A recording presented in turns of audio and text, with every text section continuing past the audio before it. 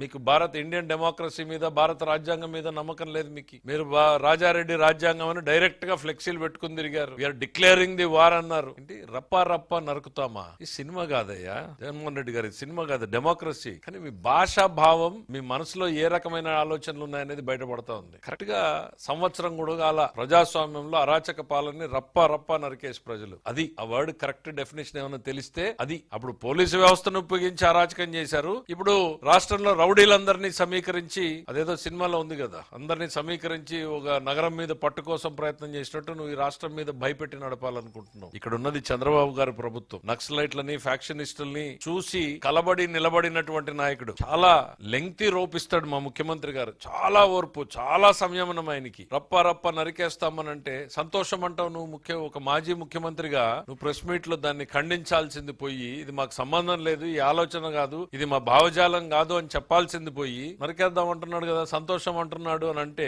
ఏం చెప్పదలుచుకున్నావు సమాజానికి? హింసని ప్రేరేపించడం కాదా? ఈ పదాలన్నీ ఎక్కడి నుంచి వస్తున్నాయి అని అంటే మీలో ఉన్నటువంటి ఆ ఫ్రస్ట్రేషన్, ప్రజల మీద ఫ్రస్ట్రేషన్. మీకు ప్రభుత్వం మీద తిరుగుబాటు కాదు, మీరు ప్రజల మీదే తిరుగుబాటు. ఎవరిని నరుకుతారు మీరు? ప్రజలనా? ప్రజాస్వామ్యాన్న? ఎవరిని? ఓటమి నుంచి మీరు అసలు ఓటమిని అర్థం చేసుకున్నట్లేరు మీరు ఇంతవరకు. మీలో ఎక్కడా కూడా మార్పు కనపడడం లేదు. ఒక రాజకీయ నాయకుడు ఓటమి తర్వాత సమీక్ష, అంతర్మదనం జరుగుతుంది, సమీక్ష జరుగుతుంది, ఎన్నో మార్పులు వస్తాయి. కానీ మీలో ఎక్కడా కూడా మార్పు అనేది ఎక్కడా కూడా కనపడడం లేదు.